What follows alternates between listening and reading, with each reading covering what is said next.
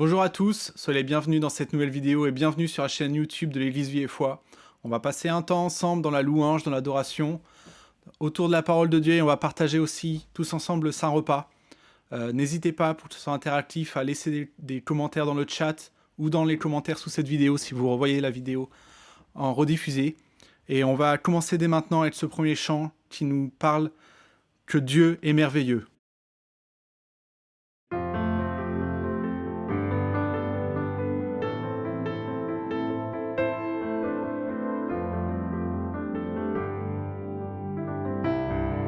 Merveilleux. Merveilleux, si merveilleux est ton immense amour. Ta croix proclame la grâce de Dieu sur moi. Personne n'a vu ni entendu et nul ne peut saisir combien tu es puissant et glorieux.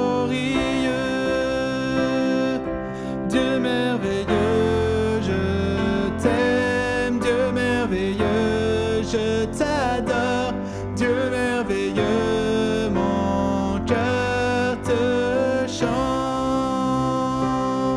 Dieu merveilleux, je t'aime, Dieu merveilleux, je t'adore, Dieu merveilleux, mon cœur te chante. Rayonnante. Rayonnante, si rayonnante, ta gloire remplit les cieux. Tu montres à tous la grandeur de tes œuvres. La beauté de ta majesté pousse mon cœur à chanter. Combien tu es puissant et merveilleux.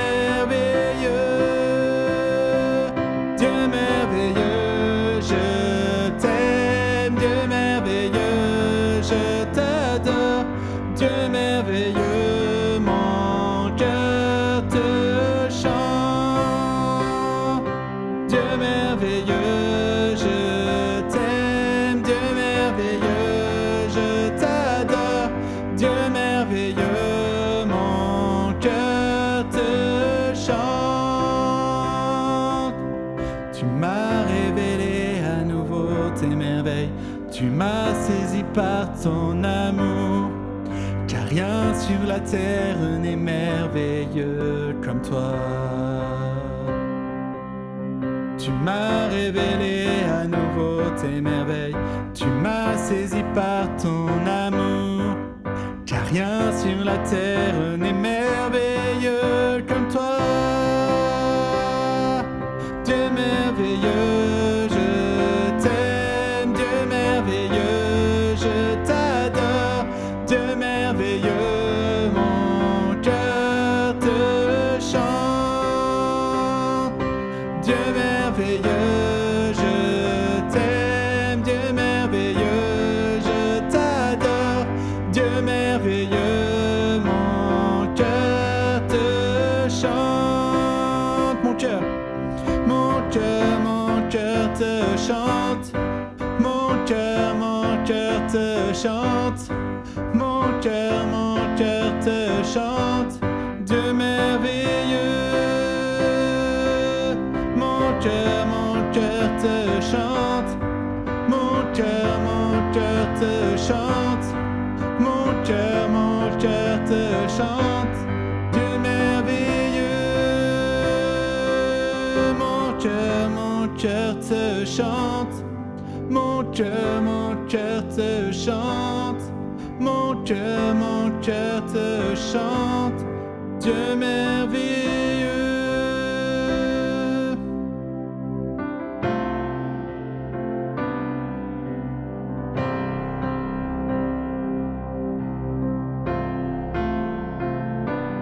Que le faible dise je suis fort, que le pauvre dise je suis riche, que l'aveugle dise je peux voir, c'est ce qu'il a fait pour moi.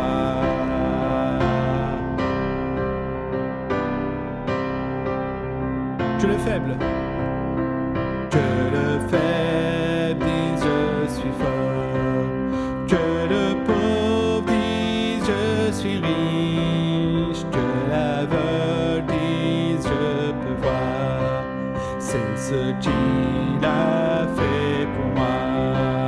Hosanna! Hosanna, Hosanna, par son sang je suis pur. Hosanna, Hosanna, Jésus est ressuscité.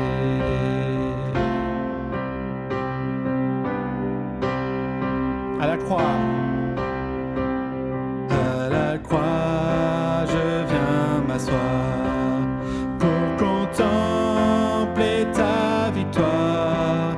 Dans ton sang, je me confie pour que ta mort soit ma vie. À la croix, je viens m'asseoir pour contempler ta victoire. Dans ton sang, que ta mort soit ma vie. Hosanna, Hosanna, par ton sang je suis pur. Hosanna, Hosanna, Jésus est ressuscité. Hosanna, Hosanna, je suis libre, je suis libre. Hosanna, Hosanna, Jésus est ressuscité.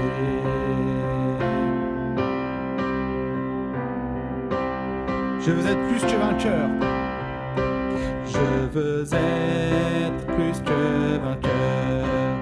Dans mes combats intérieurs, l'honorer par mes victoires, c'est pour moi lui rendre gloire. Je veux être plus que vainqueur. Dans mes combats intérieurs, l'honorer par mes victoires, c'est pour moi lui rendre gloire. Hosanna! Hosanna, Hosanna, par son sang je suis pur. Hosanna, Hosanna, Jésus est ressuscité. Hosanna, Hosanna, par son sang je suis libre. Hosanna, Hosanna, Jésus est ressuscité. Hosanna, Hosanna, par son sang je suis pur. Hosanna, Hosanna, Jésus est ressuscité. Hosanna, Hosanna, par son sang je suis libre. Hosanna, Hosanna, Jésus est ressuscité.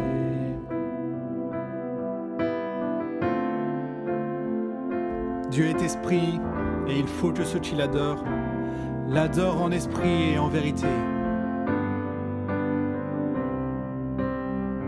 Dieu est esprit, et il faut que ceux qui l'adorent en esprit et en vérité.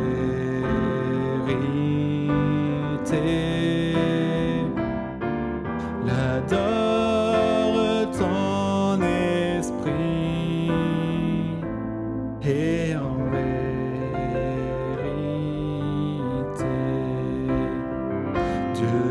Saint-Esprit. Et il faut que ceux qui l'adorent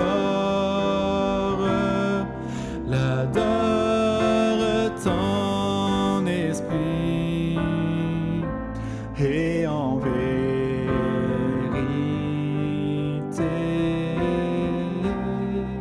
L'adore ton esprit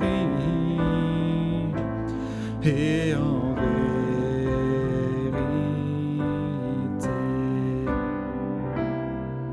L'adore ton esprit et en vérité.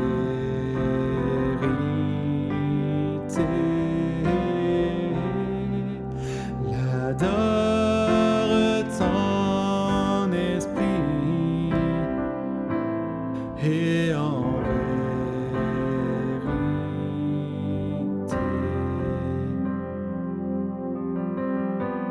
Avant de prendre un dernier chant, je vous invite à prendre quelques secondes, quelques minutes, et là où vous êtes,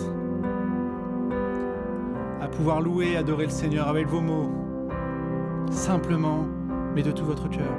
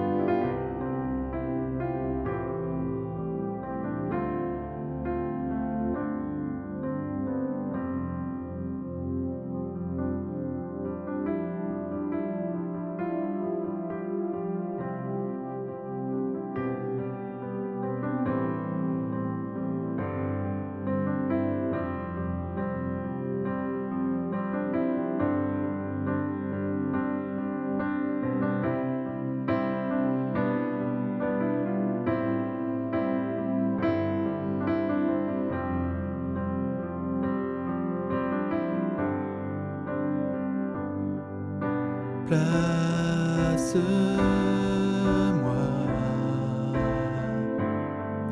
oui, sous tes ailes.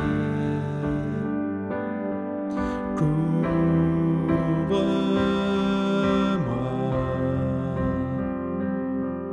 dans ta puissante main. Quand l'océan rage, le tonnerre gronde, je m'élève au-dessus de ce monde. Père, je n'ai pas peur car tu es roi. Je suis en paix car tu es Dieu.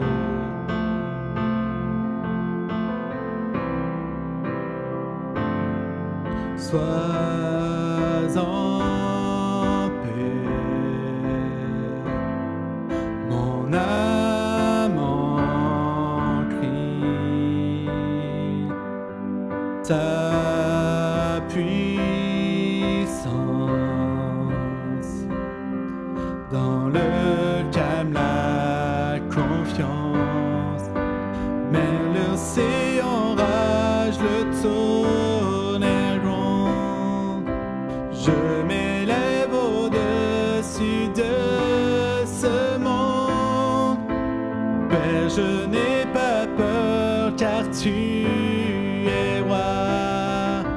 Je suis en paix car tu es Dieu. Quand l'océan rage, le tonnerre gronde, je m'élève au-dessus de ce monde.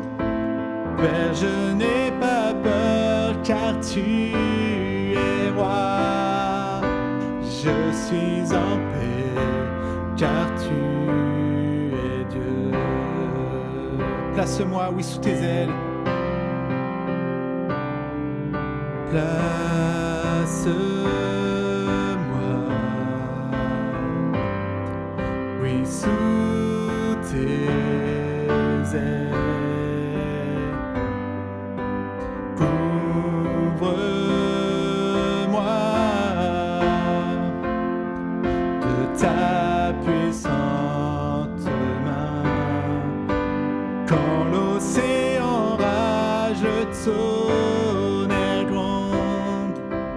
Je m'élève au-dessus de ce monde. Père, je n'ai pas peur car tu es roi. Je suis en paix car tu es Dieu. Quand l'océan rage, le tonnerre gronde, je m'élève au-dessus de ce monde. Père, je n'ai pas peur car tu es roi. Je suis en paix car tu es Dieu. Je suis en paix car tu es Dieu. Je suis en paix car tu es Dieu. Voilà, on laisse toute la place à la parole de Dieu. Et on se retrouve juste après la parole pour passer un moment autour de la Sainte Seine. À tout de suite. Et bonjour à tous, j'espère que vous allez bien.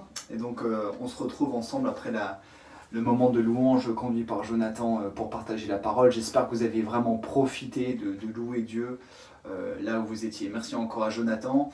Et puis n'hésitez pas également à utiliser le chat sur YouTube pour pouvoir communiquer avec les gens qui nous suivent. Donc sans plus tarder, je voudrais partager avec vous vraiment la parole que Dieu a mise sur mon cœur. Et le titre du message aujourd'hui s'intitule « Le plan de Dieu pour ma vie ». Le plan de Dieu pour ma vie. Donc je voudrais vous expliquer comment ce message est venu, comment ce thème est venu. Comme vous le savez, le pasteur Paul Tucker, c'est un pasteur cher à notre cœur et est décédé il y a quelques semaines de cela. Et la dernière fois qu'il était venu, il m'avait donné une étude théologique d'un pasteur qui s'appelle le Tabernacle de David, pas le Tabernacle de Moïse, mais le Tabernacle de David. Et il m'avait dit « Fais-moi la promesse que tu liras ça, c'est très intéressant ». Donc je lui ai dit « Bien sûr, pas de souci ». Donc j'avais pris cette étude, ce petit bouquin, et puis je l'avais rangé quelque part. Et puis comme tout le monde, je procrastinais, je repoussais, parce que c'était assez long, en plus c'est en anglais, c'est pas évident à comprendre, mais je m'étais dit que je le lirais. Et puis dernièrement, malheureusement, il nous a quittés, mais bon, pour aller auprès de Dieu. Et là, je me suis dit, bon, allez, pour l'honorer, ça y est, je me lance. Et j'ai commencé à étudier un petit peu cette étude. Et j'ai lu à un moment donné d'une étude vraiment quelque chose qui m'a marqué, que Dieu, en fait, utilisait des hommes et des femmes, et que d'abord, il les appelait, il les préparait, et il les équipait pour son service. Et donc c'est un petit peu ce que je voudrais partager avec vous aujourd'hui pour ce message. Dieu appelle, Dieu prépare et Dieu équipe. Trois grandes actions. Et si on étudie un petit peu l'histoire des grands personnages de la Bible, à chaque fois ils ont été appelés, préparés et également équipés. Lisez avec moi un passage dans la Bible, Romains 8, chapitre 28. Donc dans le Nouveau Testament, Romains 8, chapitre 28, je vais le lire pour vous. C'est un passage que beaucoup connaissent. Nous savons en outre que Dieu fait concourir toutes choses au bien de ceux qui l'aiment, de ceux qui ont été appelés conformément au plan divin, le plan de Dieu. Verset 29, en effet, ce que Dieu a connu d'avance, il les a aussi destinés d'avance à devenir conformes à l'image de son Fils, donc Jésus, afin que celui-ci soit l'aîné de nombreux frères. Ceux qu'il a ainsi destinés, il les a aussi appelés à lui. Ceux qu'il a ainsi appelés, il les a aussi déclarés justes, et ceux qu'il a déclarés justes, il leur a donné sa gloire. Ce texte, tiré de l'Épître aux Romains, confirme donc que Dieu nous connaît et que Dieu appelle les hommes et les femmes selon son plan divin. Il les appelle pour les transformer, les sauver et les faire ressembler à son Fils Jésus qui était parfait. Et le premier point de cette exhortation, de ce message, c'est que Dieu appelle. Dieu t'appelle et Dieu m'appelle. Dieu veut communiquer avec moi. Il veut communiquer avec toi. Et même plus, Dieu veut communier avec toi. Il est souvent marqué dans la Bible que les dieux étrangers, nous croyons que Dieu est le seul Dieu qui existe, le plus grand Dieu. Mais il est souvent marqué dans la Bible qu'il y avait des dieux de bois, des dieux de pierre, des dieux silencieux. Et je ne sais pas si vous avez remarqué, mais nous n'avons pas de représentation de statue de Dieu parce que nous croyons que Dieu est vivant. Donc ça ne sert à rien de représenter une statue de quelqu'un que je crois vivant. Je n'ai pas de statue de ma femme chez moi, pas encore. Je préfère avoir ma femme en chair et en os parce qu'elle est bien vivante. Et ma relation avec Dieu, c'est la même chose. Dieu est vivant et il veut cette relation, il veut communier avec nous. Dieu a appelé des hommes, Dieu a appelé des femmes, Dieu a même appelé des enfants. Et il continuera d'appeler des hommes, des femmes et des enfants jusqu'à la fin du monde, jusqu'au retour de Jésus-Christ sur terre. Et il y a 2 appels que je voudrais partager avec vous aujourd'hui. Le premier appel, c'est que Dieu t'appelle au salut. Dieu t'appelle à avoir foi en lui. Il t'appelle et il te demande de croire qu'il est le créateur de toutes choses. Il te demande de croire, même si on ne comprend pas tout. Ce serait vraiment orgueilleux de dire qu'on comprend tout. Mais c'est ça la foi, c'est la ferme assurance des choses qu'on espère, la démonstration de celles qu'on ne voit pas. Il t'appelle à croire. Et Dieu t'appelle également à croire ce qui est écrit dans la Bible. Ce qui est écrit dans la Bible, c'est que Dieu a créé l'homme et la femme et que malheureusement l'homme et la femme ont désobéi à Dieu par orgueil. Ils ont péché et ce péché a séparé l'homme et la femme de Dieu et a impacté toute l'humanité. C'est la raison pour laquelle nous croyons et nous disons, la Bible dit que l'homme est pécheur et le châtiment du péché, la Bible dit que c'est la mort. Mais Dieu a tant aimé le monde, il a tant aimé les hommes et les femmes malgré leur péché qu'il a donné une solution. Et cette solution, c'est Jésus. On parle souvent de Jésus-Christ. Pourquoi Jésus ? Parce que Jésus est la solution au péché. Jésus est la solution pour ne pas avoir ce châtiment de la mort. Et la Bible dit que si nous croyons, si nous répondons à l'appel de Dieu en croyant en Jésus, alors nous sommes sauvés. Parce que Dieu a envoyé son Fils Jésus sur la terre pour qu'il puisse mourir sur une croix, parce que c'était les meurtriers, les brigands qu'on mettait sur les croix et qu'on crucifiait à l'époque. Dieu a envoyé son propre Fils, son Fils unique, pour qu'il puisse prendre à notre place le châtiment du péché et de la mort. Et le premier appel, c'est cet appel du salut. Dieu t'appelle. Dieu t'appelle à croire en lui. Dieu t'appelle à avoir foi en lui. Et peut-être que tu te dis, alors je crois que je m'adresse à beaucoup de croyants, mais peut-être qu'il y a une seule personne, peut-être une ou deux, mais peu importe, même s'il n'y en avait qu'une, j'ai eu à cœur de parler de cet appel, parce que c'est très important, et c'est ce que la Bible nous demande de partager à ceux qui ne connaissent pas. Et peut-être que tu dis à ta place, mais moi je ne connais pas Dieu, comment il pourrait m'appeler ? Eh bien, je voudrais vous parler d'une histoire qui se situe dans 1 Samuel, c'est ce que notre pasteur a partagé jeudi soir, et c'est un jeune enfant que Dieu appelle.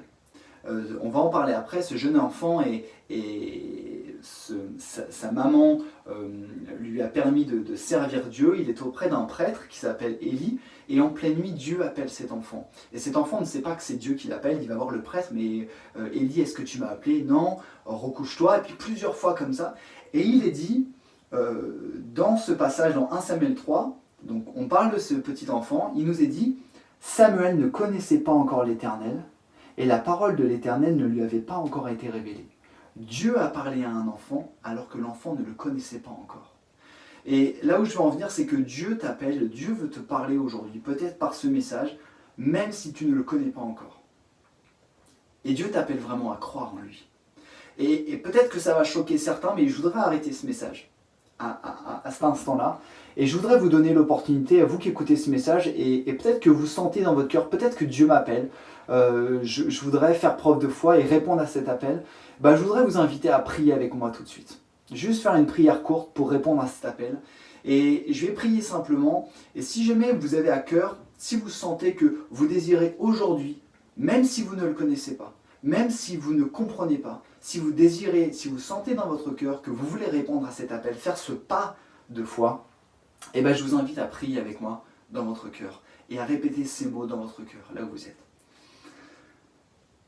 Seigneur mon Dieu, je décide aujourd'hui, même si je ne te connais pas, même si je ne comprends pas tout ce qui se passe autour de moi, je décide de répondre à l'appel.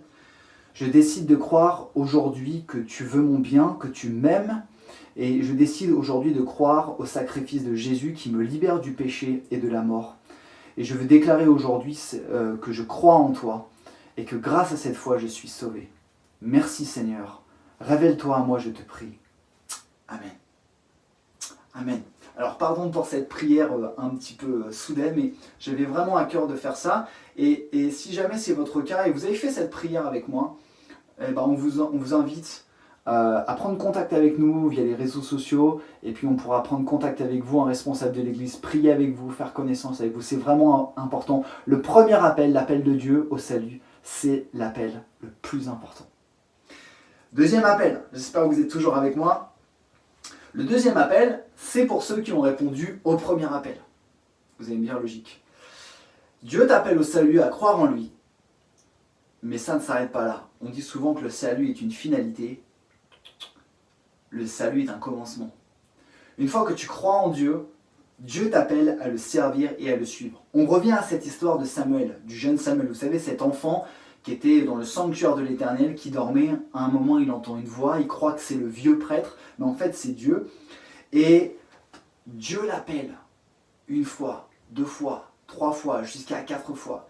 Dieu l'appelle pour lui révéler des choses. Dieu l'appelle parce qu'il va utiliser Samuel en tant que prophète pour oindre le futur roi d'Israël qui sera David. Dieu avait une mission pour Samuel. De la même manière, vous devez connaître Moïse. Dieu a appelé Moïse du milieu du buisson ardent. Il l'a appelé et il lui a pas dit « Moïse, crois en moi ». Il lui a dit « Moïse, je vais avoir besoin de toi et je vais t'utiliser pour délivrer le peuple d'Israël et le mener dans le désert ». Dieu appelle chacun à le servir. Dieu appelle chacun à une mission, à ce qu'on appelle un ministère. Et ce ministère, observez avec moi, il n'est pas forcément révélé immédiatement. Dans l'exemple de Moïse, Dieu a révélé son ministère. Moïse, j'ai besoin de toi pour délivrer le peuple d'Israël. Ok, très bien, c'est clair. Même si Moïse, il a eu du mal à accepter. Prenez le cas de Samuel. Quand Dieu a parlé à Samuel, il ne lui a pas dit « je vais faire de toi un prophète ». Dieu a parlé à Samuel et il lui a juste révélé, il lui a donné une parole que Samuel a répétée sur le jugement qui devait venir sur certains qui avaient péché. Mais qu'est-ce qu'a fait Samuel? Il a juste répondu à l'appel de Dieu. Il n'a pas cherché à savoir ce que Dieu voulait faire de lui. Donc tout ça, tout simplement pour dire que des fois Dieu nous appelle à le servir et il nous dit précisément ce qu'il veut de nous. Et des fois il nous appelle simplement à le servir sans nous donner les détails, mais il nous demande d'avancer avec lui. Et ce deuxième appel est important parce que souvent en tant que croyant, en tant que chrétien, on s'arrête au premier appel. On dit je suis sauvé, je vais à l'église, je fréquente une église locale, je prie, je lis la Bible et ça s'arrête là. Mais ça ne s'arrête pas là puisque Dieu t'appelle, Dieu m'appelle à le servir. Dieu t'appelle par la parole de Dieu, par la Bible, peut-être par les prédications que tu entends, peut-être par des paroles de prophétie que tu as reçues, peut-être que Dieu t'appelle par un sentiment, quelque chose qui te pousse dans ton cœur. Ça, je crois que c'est Dieu par son esprit qui t'appelle à le servir. Et la question qui se pose à chacun d'entre nous aujourd'hui, c'est que vas-tu faire? Toi qui es sauvé, toi qui crois en Dieu, Dieu t'appelle à le servir. Que vas-tu faire? Venez avec moi sur ce deuxième point. Donc on a dit que Dieu appelle, Dieu prépare et Dieu équipe. Dieu prépare. Nous croyons et je crois que Dieu connaît toutes choses, il connaît tout le monde, il connaît toutes nos vies, on dit qu'il est omniscient. Dieu a un plan pour chacun, il a prévu pour chacun d'entre nous. Et laissez-moi vous dire que Dieu a prévu quelque chose pour toi, quel que soit ton âge, quelle que soit ta condition sociale, quelles que soient tes capacités. Que tu aies 8, 9, 10, 11, 12 ans, que tu aies 25 ans, que tu aies 40 ans, que tu aies 80 ans, et je salue les gens qui nous suivent, les seniors, peut-être même il y a des gens qui ont plus de 90 ans. Quel que soit ton âge, Dieu a prévu quelque chose pour toi, un ministère, une façon de le servir que toi, seul toi, pourras faire. Un ministère. Exemple, Dieu avait préparé le jeune David à la royauté. Il l'avait préparé. Dieu avait préparé Saul de Tarse, qui est devenu Paul, pour l'évangélisation. Il avait préparé cet homme. Dieu a préparé le pasteur Reinhard Bonnke, que beaucoup peut-être connaissent, qui a partagé l'évangile avec des centaines de milliers de personnes. Dieu avait préparé l'évangélisation pour cet homme. Dieu avait préparé l'amour des faibles et la solidarité pour l'abbé Pierre et pour Mère Teresa. Il avait préparé quelque chose pour ces personnes, qu'elles soient dans la Bible ou qu'elles soient de notre siècle ou du siècle passé. Et pour toi, qu'est-ce que Dieu a préparé? Il a préparé quelque chose que moi je ne pourrais pas faire à ta place et que seul toi tu pourras faire. Et parce que Dieu a préparé quelque chose pour toi, il veut te préparer. Alors ça fait un peu de répétition, mais je n'ai pas trouvé d'autre moyen de le dire. Parce que Dieu a préparé quelque chose pour moi, il me prépare à ça. Et en me préparant, il m'entraîne. Vous vous rappelez ce que je disais dernièrement? Quand il nous éprouve, il nous entraîne. Alors qu'est-ce qu'il éprouve? Qu'est-ce qu'il prépare? Il prépare mon cœur. Il prépare mon cœur pour la mission, le plan qu'il a prévu depuis tous les temps pour moi. Et il nous prépare à travers deux choses principales. Il peut y en avoir plus, mais c'est deux choses sur lesquelles je voudrais insister. Dieu nous prépare par les circonstances de la vie. Et Dieu nous prépare à travers les épreuves. Alors premièrement, les circonstances de la vie que beaucoup appellent le destin. Vous savez, oh, le destin, j'ai rencontré ma femme un jeudi à 8h53, c'était le destin. Non, c'est juste que tu prenais le train avec elle au même moment, c'est juste ça. C'est quoi les circonstances de la vie? C'est juste l'aventure de ta vie, ton parcours, ton éducation, les gens que tu as côtoyés, ton évolution professionnelle. C'est ce qui fait que toi, tu es différent de la personne qui est à côté de toi, ou tu es différent de ton voisin. Dieu t'a préparé en te permettant de passer par des étapes, en ayant une éducation, peut-être pas toujours heureuse, mais Dieu utilise ça pour te permettre d'arriver là où il veut t'emmener. Notre aventure de vie. Prenons l'exemple du roi David. Vous connaissez certainement le roi David, c'est un des plus grands personnages de la Bible après Jésus, j'ai envie de dire. Et c'était l'homme selon le cœur de Dieu. Pensez-vous que c'était un hasard si David était berger? Pensez-vous que c'était un hasard s'il passait son temps seul avec des moutons?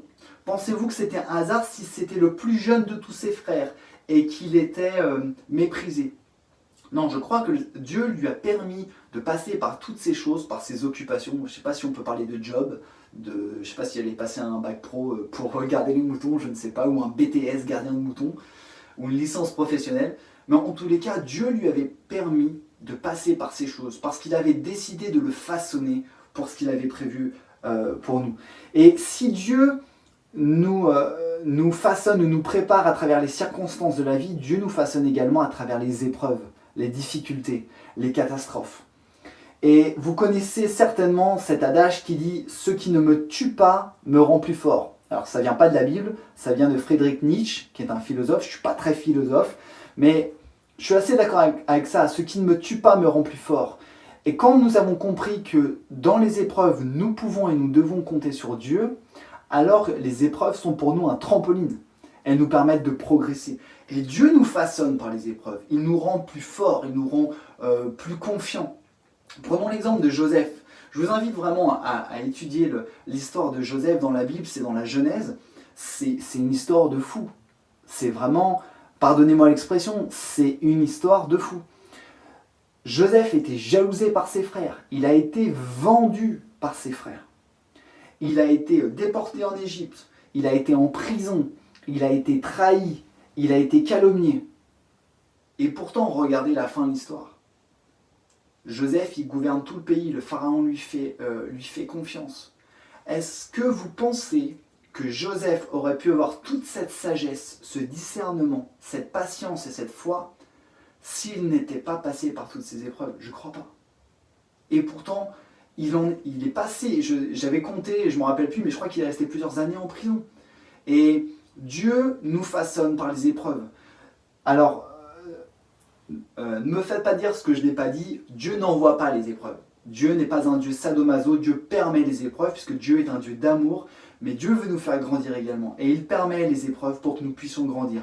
Par contre, c'est à nous, notre responsabilité de lever la tête et de compter sur lui pour les épreuves, afin d'être préparés et de pouvoir avoir la victoire sur ces épreuves. Donc Dieu nous façonne, Dieu nous prépare à notre mission, Dieu te prépare au ministère qu'il a choisi pour toi depuis des années, par les circonstances de la vie, par toutes les étapes. Et si tu retraces toutes les étapes par lesquelles tu es passé, tu verras certainement une cohérence. Et Dieu te prépare, Dieu me prépare également par les épreuves à travers lesquelles nous passons. Alors peut-être vous vous posez cette question, pourquoi Dieu veut me préparer? Est-ce qu'il n'y aurait pas un espèce de plug and play? Vous savez, ce plug and play, c'est quand on achète un appareil, on le branche, plug and play, et ça fonctionne tout de suite. Ça ne marche pas comme ça. Dieu, il nous sauve, mais il veut nous préparer pour son service. Et il veut que nous réussissions, il veut que nous excellions dans ce service. Et par les circonstances de la vie et par les épreuves, Dieu veut préparer mon cœur. Il veut préparer mon cœur pour que je puisse exceller dans ce service. Enfin, Dieu m'appelle. Dieu me prépare à quelque chose. Mais Dieu m'équipe. Et l'équipement est indissociable de la préparation. Et c'est mon troisième et dernier point. Dieu nous équipe. Et souvent le problème, c'est qu'on veut l'équipement avant la préparation. On veut aller à la compétition avant de s'entraîner. Je ne sais pas si vous connaissez l'histoire de David et Goliath. Avant d'affronter Goliath, David est allé faire un tour dans la tente du roi. Le roi lui a dit, je vais te passer mon équipement, mon armure et tout ça. Le problème, c'est qu'elle était trop lourde. Et David, avant d'avoir un équipement, il a dû être préparé. Et il a dû développer des qualités telles que le courage et la hardiesse. Sinon, il n'aurait pas pu vaincre Goliath. Et Dieu nous équipe prioritairement et majoritairement par le Saint-Esprit. L'Esprit de Dieu, ce qu'on appelle la troisième personne de la Trinité divine. Il n'y a pas de matériel quand on est chrétien. On n'a pas de croix ou de gris-gris. On a juste besoin du Saint-Esprit pour nous équiper. Dans Luc 10, Jésus envoie 72 disciples dans les villages prêcher la bonne nouvelle. Et si vous observez bien, dans Luc 10, verset 4, pour ceux qui aiment prendre des notes, Jésus dit « N'emportez ni bourse, ni sac de voyage, ni sandales. Ne prenez rien. C'est moi qui vous envoie, je vous envoie avec mon esprit. » Et c'est vraiment l'Esprit de Dieu qui nous équipe. Si on revient au passage qu'on a lu au début de ce message, dans Romains 8, il nous est dit que Dieu nous a appelés, il nous a déclarés justes, et à la fin, il leur a donné sa gloire. La gloire de Dieu, c'est la présence de Dieu. Et dans la présence de Dieu, il y a l'Esprit de Dieu. Dieu nous a donné son Esprit en tant qu'équipement. Il y a une étude d'un ouvrage que j'étudie en ce moment, du professeur en théologie David Petz, qui dit cette chose, et que je trouve super. L'Esprit, le Saint-Esprit, agit surnaturellement pour permettre aux hommes et aux femmes de servir Dieu. Ce n'est pas mes propres capacités à moi, Mathias, qui me permet de servir Dieu, soit par la prédication, soit par la musique, soit par autre chose. C'est le Saint-Esprit qui, en moi, me donne des capacités surnaturelles pour servir Dieu. Et si vous observez bien, tous les grands hommes et les femmes de la Bible, Ancien et Nouveau Testament, étaient remplis du Saint-Esprit. Il est dit que Joseph, l'Esprit de Dieu reposait sur Joseph. Josué, Gédéon, Samson, les disciples de Jésus, tous ceux qui ont servi Jésus avec brio, avec puissance, étaient remplis du Saint-Esprit. Mais c'est uniquement la puissance du Saint-Esprit qui va nous donner l'équipement nécessaire pour le servir avec excellence. On ne parle pas d'avoir le Saint-Esprit.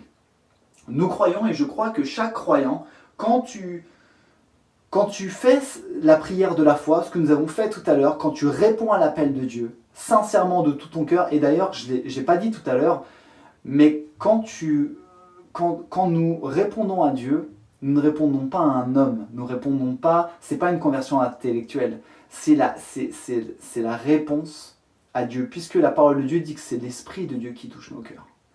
Et quand on répond à cet appel de Dieu, alors Dieu nous donne son Esprit. Et nous avons le Saint-Esprit. Toute personne qui croit en Jésus-Christ a l'Esprit de Dieu. Mais il y a une différence entre avoir l'Esprit et être rempli du Saint-Esprit. Et débordé du Saint-Esprit. Et il faut que nous soyons, il faut que je sois, il faut que tu sois rempli du Saint-Esprit, ou alors, comme on dit, baptisé dans le Saint-Esprit, si nous voulons avoir l'équipement divin qui va nous permettre de le servir avec puissance et excellence dans ce que Dieu aura préparé pour nous. Et si nous sommes remplis du Saint-Esprit, alors nous pourrons avoir les attitudes et les capacités pour le servir. Les attitudes, ça renvoie également, bien évidemment aux fruits de l'esprit. Pour ceux que ça intéresse, Galates 5, 22, les 9 parties du fruit de l'esprit. Et on n'en a pas beaucoup. Moi, le premier, on doit travailler à ça. Et les capacités, les dons de l'esprit, je crois que c'est dans 1 Corinthiens 12 ou 14. Et nous devons vraiment chercher à être remplis du Saint-Esprit. Cet équipement divin du Saint-Esprit, il va venir se caler sur les traits de caractère que Dieu t'a donnés et qu'il a façonnés chez toi. Suivez-moi. David était courageux, à la base. Joseph, c'était quelqu'un de visionnaire. L'apôtre Paul, Saul de Tarse, ou Pierre, étaient des hommes de charisme avec une forte personnalité. Ils n'étaient pas différents avant de servir Dieu. Ils étaient déjà comme ça. Mais Dieu les a appelés, les a préparés, leur a donné le Saint-Esprit et a utilisé, a greffé le Saint-Esprit sur leurs qualités, sur ce qui les a façonnés pour accomplir ce qu'ils avaient prévu, ce que lui avait prévu pour eux. C'est vraiment important de comprendre que Dieu nous donne son Saint-Esprit et que son Saint-Esprit nous aide vraiment à le servir avec excellence et avec puissance. Je voudrais partager, avant de terminer, 1 ou 2 textes pour vous montrer que le Saint-Esprit nous aide à agir de manière puissante. Acte 4, 31, pour montrer l'impact de l'équipement. Pardonnez-moi. Acte 4, 31. Quand ils eurent prié, le lieu où ils étaient assemblés trembla. Ils furent tous remplis du Saint-Esprit. Et ils annonçaient la parole de Dieu avec assurance. Remplis du Saint-Esprit, et ils annonçaient la parole de Dieu avec assurance. Un deuxième texte, 1 Thessaloniciens 1 jusqu'à 5. C'est une lettre qui a été rédigée par l'apôtre Paul, par Timothée et par Silas. En effet, l'évangile que nous annonçons, donc il parle de Paul, Timothée et Silas, nous ne vous l'avons pas apporté en parole seulement, mais aussi avec puissance, par le Saint-Esprit et avec une pleine conviction. Tout cela pour dire que on peut servir Dieu, on peut faire quelque chose pour Dieu, mais si nous ne sommes pas remplis du Saint-Esprit, vraiment débordants du Saint-Esprit, ce service ne sera pas fait avec excellence. Je pose une question pour terminer. Es-tu équipé pour servir Dieu? Es-tu équipé du Saint-Esprit? Toi qui crois en Dieu, toi qui crois en Jésus-Christ, as-tu été baptisé dans le Saint-Esprit? As-tu reçu la plénitude du Saint-Esprit dans ta vie? Je pense que la réponse, vous la connaissez. Et j'ai une bonne nouvelle pour vous. Vous n'avez pas besoin de venir dans des locaux, dans un rassemblement d'église, pour être baptisé dans le Saint-Esprit. Je crois que vous pouvez être baptisé du Saint-Esprit maintenant et chez vous, devant votre écran, si vraiment vous croyez et si vraiment vous désirez que Dieu se manifeste et si vraiment vous désirez servir Dieu avec puissance. Je crois de tout mon cœur que vous pouvez être baptisé du Saint-Esprit. Et encore une fois, permettez-moi de prier. Je suis désolé si ça coupe un peu les habitudes de message, mais j'ai vraiment à cœur de prier. Et si toi tu es là et tu écoutes ce message et tu dis « Je désire vraiment être rempli du Saint-Esprit. Je désire avoir la plénitude du Saint-Esprit. » Je t'invite à prier avec moi maintenant. Seigneur mon Dieu, au nom de Jésus maintenant, je veux prier que mes amis qui sont là et qui font cette prière avec moi soient remplis du Saint-Esprit. Qu'ils soient remplis, qu'ils puissent déborder du Saint-Esprit maintenant au nom de Jésus-Christ, que tu puisses les remplir, que tu puisses leur faire sentir ta présence maintenant, après, cette nuit, demain, qu'ils puissent vraiment expérimenter de nouvelles choses avec toi maintenant au nom de Jésus. Je prie que ton esprit descende vraiment sur tous ces auditeurs qui font le choix d'être remplis du Saint-Esprit. Merci Seigneur, parce que tu agis maintenant, que je le crois, nous le croyons tous ensemble. Au nom de Jésus, nous prions. Amen. Merci Seigneur, si vous avez fait cette prière, je crois vraiment que ayez cette foi, c'est un appel de foi aussi, d'être rempli de ce Saint-Esprit. Et je vais conclure maintenant, je ne veux pas être plus long, tout simplement pour dire que le plan de Dieu pour ma vie, pour ta vie, pour chaque homme et femme, c'est que Dieu t'appelle. Dieu t'appelle au salut et ensuite Dieu t'appelle à le servir. Dieu veut te préparer par les circonstances de la vie, par les épreuves de la vie. Et surtout, Dieu veut t'équiper en te remplissant du Saint-Esprit, en te baptisant de le Saint-Esprit. Et je vous encourage à partager vos témoignages si vous vivez, si vous avez vécu des expériences avec le Seigneur. Mais je vous encourage à continuer à faire cette prière, à demander Seigneur, remplis-moi chaque jour pour que je puisse te servir. Où en sommes-nous dans ce plan divin? Où en es-tu dans ce plan divin? Est-ce que tu t'es arrêté à l'appel de Dieu? Est-ce que tu t'es arrêté à la préparation? Tu as du mal à avancer? Est-ce que tu es équipé? À quelle étape t'es-tu arrêté? Dieu veut nous sauver par son Fils Jésus-Christ, mais surtout, au-delà de ça, Dieu veut nous utiliser. Je prie vraiment de tout mon cœur que ce message puisse vous encourager, vraiment, qui que vous soyez, quel que soit ce qu'on appelle le background, votre passé. Je prie vraiment que ce message vous encourage, vous bénisse. Je vous encourage vraiment à vous tourner vers Dieu et à le prier sincèrement chaque jour. Et vous verrez que Dieu va agir concrètement dans votre vie. Avant de nous quitter et de laisser la place à Jonathan et puis à Mélanie pour un moment où on va pouvoir partager le repas de la Sainte Seine, je vous rappelle également qu'on pourra se retrouver mardi prochain pour la série Gardons le contact, ainsi que jeudi et dimanche. Que le Seigneur vous bénisse richement. À très bientôt. J'espère que ce message vous a fait du bien et vous a fortifié. On va passer maintenant à un temps de louange et on va aussi partager tous ensemble le repas de la Sainte Seine. Donc je vous invite, si ce n'est déjà fait, à préparer un verre de vin ou de jus de raisin et du pain.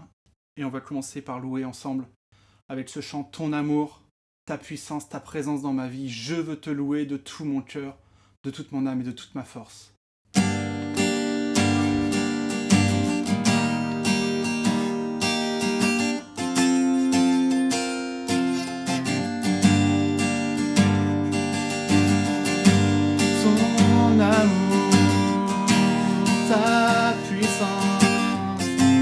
Ta présence dans ma vie,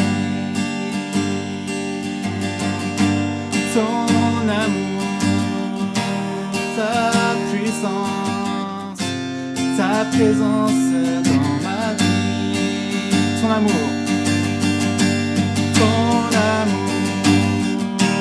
ta puissance, ta présence dans ma vie.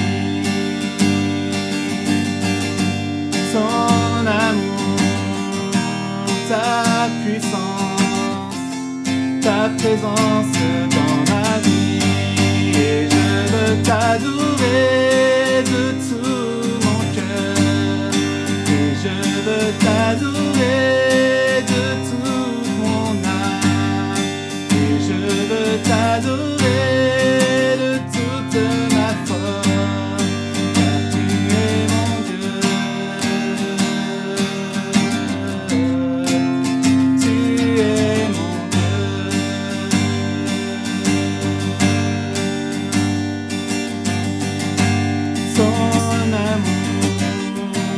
Ta puissance, ta présence dans ma vie, ton amour, ta puissance, ta présence dans ma vie, et je veux t'adorer de tout mon cœur, et je veux t'adorer de toute mon âme. Et je veux t'adorer de toute ma force, car tu es mon Dieu. Tu es mon Dieu, et je veux t'adorer de tout mon cœur. Et je veux t'adorer de toute mon âme. Et je veux t'adorer de toute ma force, car tu es mon Dieu. Tu es mon Dieu, et je veux t'adorer de tout mon cœur. Et je veux t'adorer de toute mon âme. Je veux t'adorer de toute ma force, car tu es mon Dieu. Tu es mon Dieu, car tu es mon Dieu.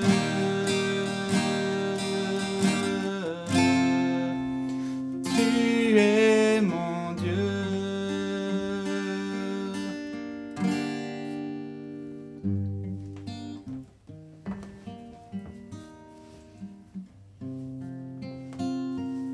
Merci Jonathan pour ces moments de louange. Et c'est vrai que on a 10 000 raisons de remercier le Seigneur parce qu'il est notre Dieu, il est notre force dans la vie de tous les jours. Même si en ce moment c'est peut-être pas forcément facile, on a 10 000 raisons de le remercier pour tout ce qu'il fait.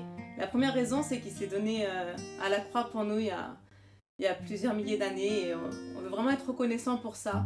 Parce que grâce à lui, et ben même si on est chacun actuellement dans notre maison, on peut être tous unis par son corps qui s'est offert pour nous il y a plusieurs milliers d'années. Et je vous invite vraiment à être ensemble pour ce moment, à partager ce pain et ce vin qui nous rappelle son sang coulé pour nous, pour effacer nos péchés. Et vraiment malgré la distance, qu'on puisse se sentir ensemble les uns avec les autres, parce que le Seigneur est avec nous. Il est dans chaque maison ici présent. Alors je vous invite à faire cette prière avec moi. Seigneur Jésus, merci parce que tu t'es offert pour nous. Merci parce que tu as fait ce sacrifice pour nous. Et que sans toi, nos vies ne seraient jamais les mêmes. Mais tu as donné, tu t'es sacrifié pour nous et nous voulons être reconnaissants, Seigneur Jésus.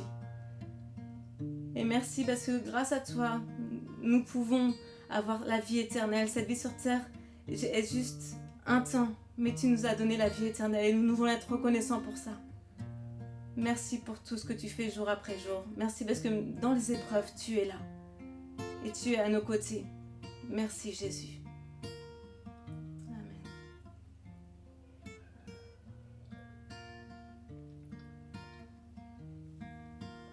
Et nous voulons être reconnaissants parce que par ton sang, Seigneur Jésus, qui a coulé sur cette croix, nous voulons nous en souvenir et se rappeler que c'est grâce à ça que tu purifies nos cœurs.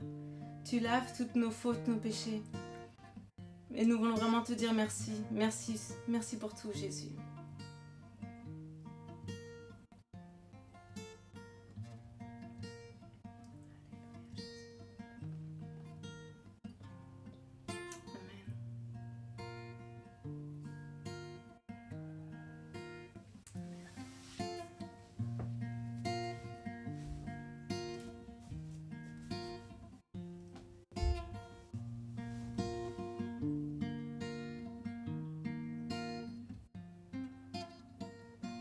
Je vous invite à prendre un dernier chant.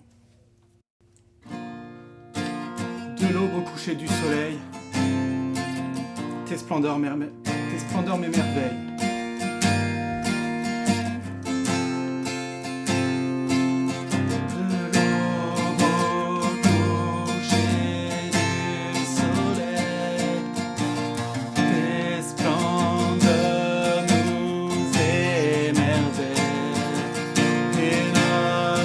Cœur d'enfant répond en glorifiant ton nom, comme une tour aux 80, ton nom nous rend fort à chaque instant, ton nom, tous les peuples entonnent un chant. Aucun autre nom n'est plus loin que ton nom.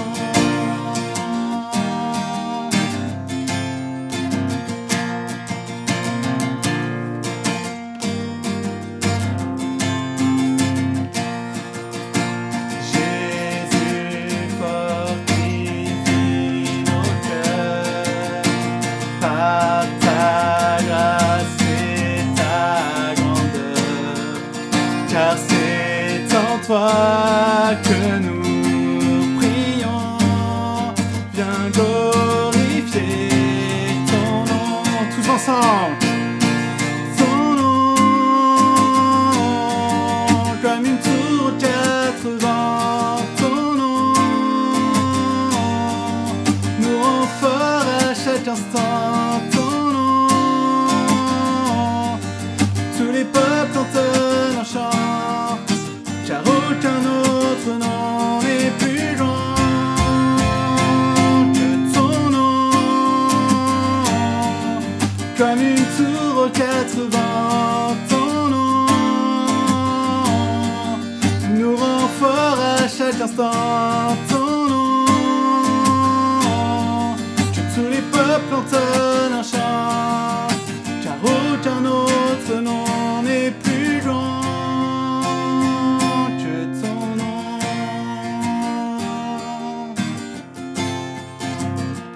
Que ton nom.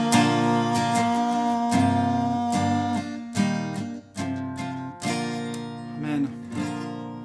Voilà, notre culte touche à sa fin. N'oubliez pas, mardi prochain, notre rendez-vous. Gardons le contact.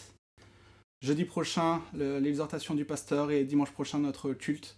Restez connectés. Normalement, vous pouvez vous abonner. Je crois que c'est ici, sur la chaîne YouTube. Cliquez sur la petite cloche pour recevoir toutes les notifications quand une nouvelle vidéo est en ligne. Soyez bénis, passez une bonne semaine et à très bientôt.